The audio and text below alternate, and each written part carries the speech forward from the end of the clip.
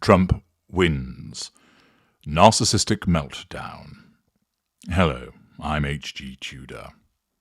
Following the outcome of the US presidential election, with Donald Trump being re-elected to the position of president, thus he will be the 47th president of the United States, there has been, as one would expect, mixed reactions and strong reactions given the polarizing nature of politics in the United States today.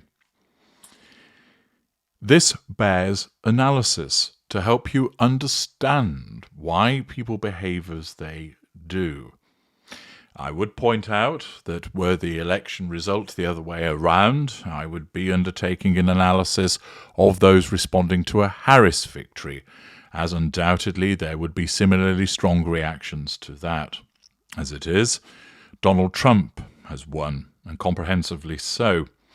And for his supporters, this has resulted in outpourings of delight, joy, in some instances, boastful glee, relief that Harris has been defeated, and others expressing optimism about the condition of the United States with the Donald at the helm.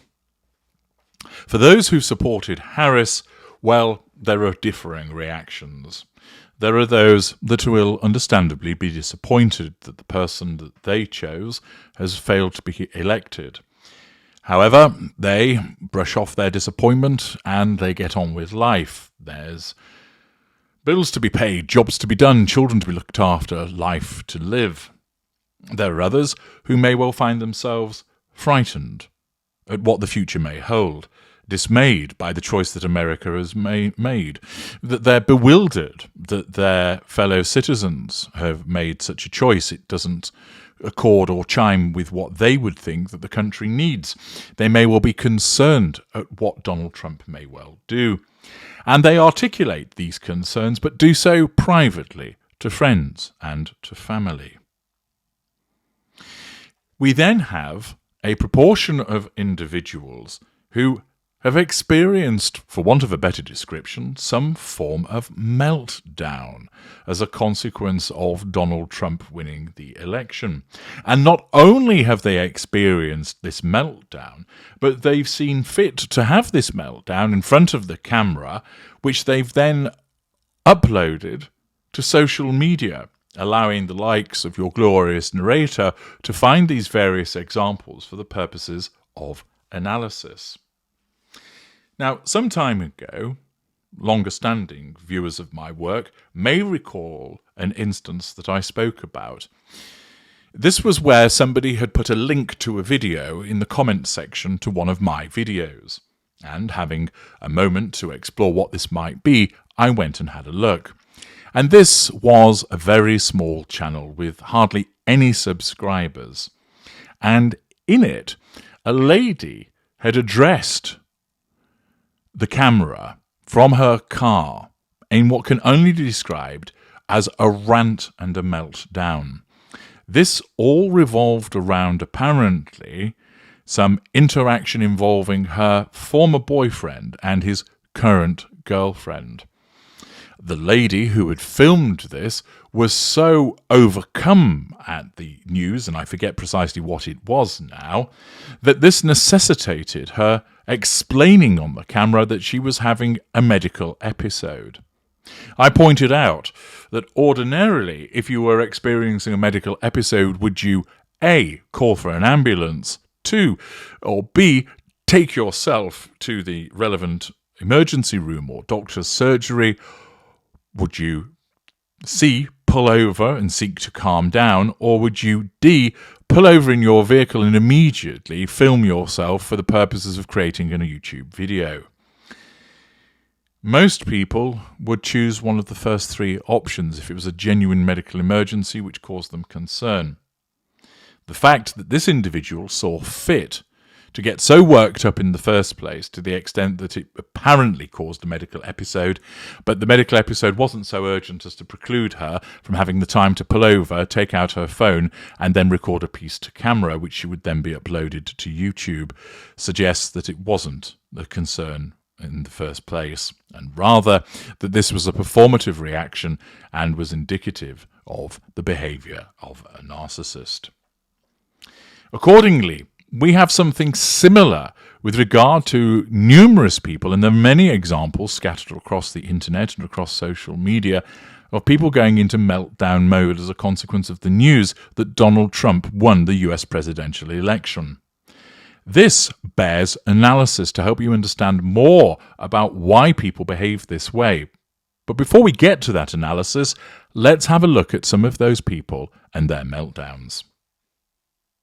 I'm sorry! No! No! No! No! Why? Why?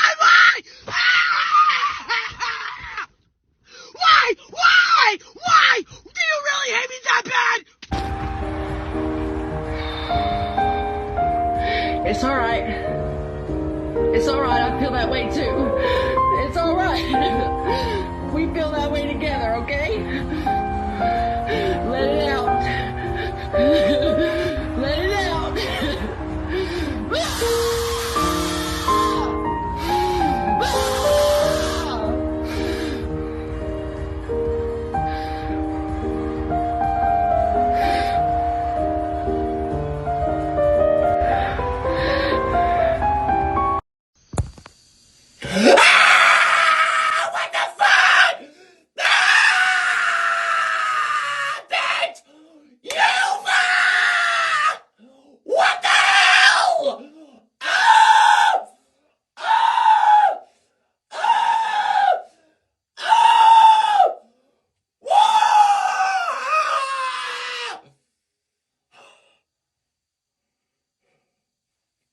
How did we get here?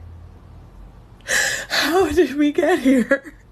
What in the Alice in Wonderland nightmares is going on right now? All I can say is how fucking dare you?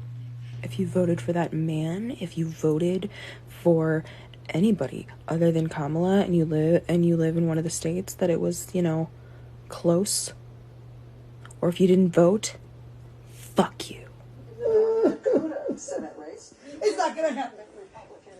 Go, Kamala. I chose family. I chose women. I chose America. I love you. How the fuck is this still happening?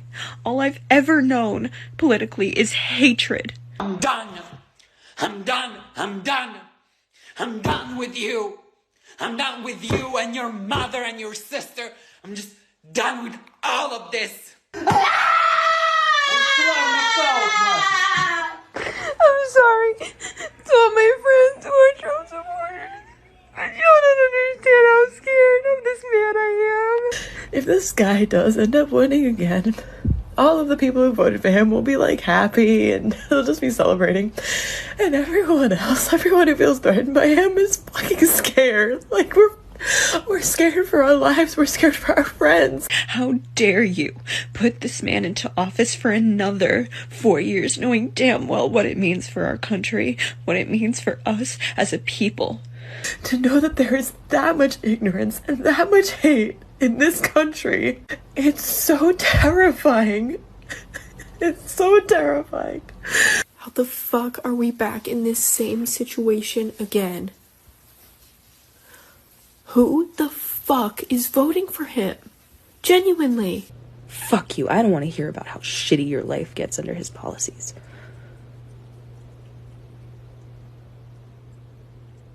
Live with that decision. Sit with it. Let it make you uncomfortable. Fuck you. What have we seen? An individual who's seen fit to undertake a recording from behind the wheel of her car, screaming to high heaven, imploring, why, and do you hate me that much? Another individual who is visibly upset and explaining to other people that it's okay to be upset. Now, it's not clear if she has created the video with Trump in the background and the sad music, or whether somebody has taken her meltdown and put the two together. But either way, She is initially explaining that it's okay to feel this way as she struggles to keep her emotions in check, and then ultimately she screams into the camera not once but twice, giving vent to how she feels about the outcome. Then another individual wearing a red and green top, shrieking at the top of his voice whilst turning around facing the points of the compass in what is purely a performative response, quite evidently almost as if he was limbering up before going on stage, and that was how he was getting into character. And it gives you some insight as to the behaviour of the individual. We also have an individual wearing glasses who is much more calmer, but speaks almost in a menacing way, a threatening way, and basically insults those who voted as they have. Another individual who takes issue with what has taken place, and somebody else who is in tears about the outcome, explaining how he had voted for family and for his wife, etc., and for women, and dismayed by the outcome. All of these individuals clearly unhappy, to put it mildly, that Donald Trump has succeeded. Other than seeing a number of people having meltdowns, what is this behaviour? Well, it's narcissistic. How so? The individuals are engaging in a narcissistic behaviour whereby they're expressing vanity because they believe that the world needs to know about their reaction to Donald Trump winning the election. They believe that their response needs to be seen, needs to be heard, needs to be viewed. Therefore, they've taken the trouble to ensure that they elicit their reaction, not in the moment, but ensure that they have a camera handy to record how they feel. And furthermore, that they then ensure that how they feel has been uploaded to a social media outlet, with many of them TikTok. They believe that their reaction ought to be seen by the world, and to do so is vain and engaging in showcasing. It exhibits self-absorption and self-importance. After all, do we know who any of these individuals are? Unless I'm mistaken, none of them appear to be famous individuals who you might be interested in their reaction to President Trump succeeding. They appear to be ordinary individuals. Naturally, they are perfectly entitled to express their views, their disappointment, their anger, their frustration, whatever it might be in relation to the outcome. That is their right. They, like those who are delighted at Trump's victory, can express how concerned they are and upset they are. But they've chosen not to do so privately. They've chosen to record it and then share it. That is narcissistic. But what more does it tell us? Does this mean that you've just watched a number of narcissists? Well, we can't say. It's certainly the case that there will be narcissists who have taken exception to the result and seen fit to record themselves to then share that with the world. They've done that because the victory of Donald Trump threatens their sense of control, and they're unable to overturn that. They can't nullify the threat posed by his victory by suddenly causing the result to be overturned. They don't move to try and eliminate Donald Trump, as two people attempted to do so. These individuals go to social media. Thus, where there is a narcissist that has responded in this way, they've not been able to assert control directly over Donald Trump, and instead, because that's been denied to them, but because they have that innate need for control, their narcissism has caused them to place their reaction on social media in the expectation that people will agree with them, express sympathy and support for them, which subconsciously gives them a sense of control over Donald Trump, and thus nullifies the threat that his victory poses. That is the indirect assertion of control. For some narcissists, they could just dismiss Donald Trump in their minds, the third assertion of control.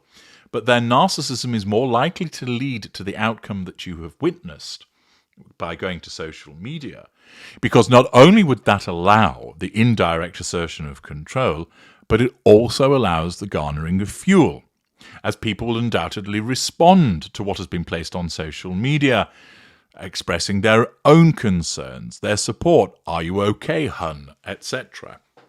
And thus, where a narcissist has engaged in that behavior, it allows them to assert control indirectly, draw fuel, and possibly amount to facade management with regard to showing, "Hey, I care." Thus, undoubtedly, there will be a number of narcissists that have responded by recording their reaction and placing it on social media. However, that doesn't mean because somebody has done that they are automatically a narcissist. As you know, we need to look at a wider range of behaviors to make that determination. It simply is a narcissistic behavior, which suggests that you might be watching a narcissist. But similarly, they could just be narcissistic but not a narcissist, meaning they're a self-absorbed individual that believes, because of their very strong narcissistic traits, that it's important for them to share their reaction. Some might even be normals or even empaths. How so? Well, they also have narcissistic traits, and they could be quite strong. And as a consequence of an external stressor, namely the fear, concern, frustration, whatever it might be, as a consequence of Donald Trump's victory, that reduces their emotional empathy, meaning that their narcissistic traits come to the fore, resulting in them recording the reaction and placing it on social media. It is a narcissistic behavior. Of that, there's no doubt, because it's vain, self-absorbed, self-important. It's showcasing. So the act itself is narcissistic, but the act could be done by a narcissist. It could be done by someone who's narcissistic but not a narcissist. It could even be done by a normal and even possibly an empathic person, although that is far less likely because their empathic traits would be stronger, which would keep them in check. And it would have to be a particularly harsh external stressor to reduce their emotional empathy to drive them to behave that way. But also, what you must keep in mind about this behavior is that it's driven by a cultural factor. Of those that appeared on your screen, you'll have noticed that the majority were young people. And this is because those individuals have grown up with a culture whereby so much is shared, that you articulate your feelings online, that you express your views and opinions online. Naturally, it's not just young people that do that, but older people have grown up in a time whereby they express their views face-to-face, not always online. They may still never do it online, or they may do it part of the time, or they spent part of their life doing it in an analog fashion, and more recently have done so in a digital way. But for younger people, they've grown up with the internet. They've grown up with social media. They've grown up with an environment whereby it's become the norm to express yourself through social media. And therefore, what also has to be taken into account, it's still narcissistic behavior, but it is driven by a cultural influence, which is everything goes online. You've had a poo? Tell people online. You've made something to eat? Put a picture of it on Facebook. You've turned up at the Leaning Tower of Pisa? Snapchat it. And these are all narcissistic behaviors, because the assumption that the world needs to know about the minutiae of your life is narcissistic. And, as I've explained before, social media creates more narcissistic responses, which actually makes it easier for narcissists to go about what they need to do. Here, you're also seeing the impact of this cultural phenomenon of sharing through social media, whereby, for some, their reaction would be, "I'm disappointed that Trump has got in, but hey-ho, life goes on." Others are frightened, dismayed, bewildered, concerned, and they may well say as such, but they don't put it out there on social media. And then we have the group that do. And they do so either because they are narcissists and they're driven by the prime aims, or that they're narcissistic or normals or possibly even empaths as a consequence of either the external stressor of concern driving down their emotional empathy or the external stressor of culture causing them to behave in a more narcissistic way. Accordingly, these narcissistic meltdowns, by way of a reaction to the victory of Donald Trump, provides me with a useful opportunity to help you understand why people behave this way and the different categorizations of individuals and the drivers behind it. I'm HG Tudor. Thank you for listening.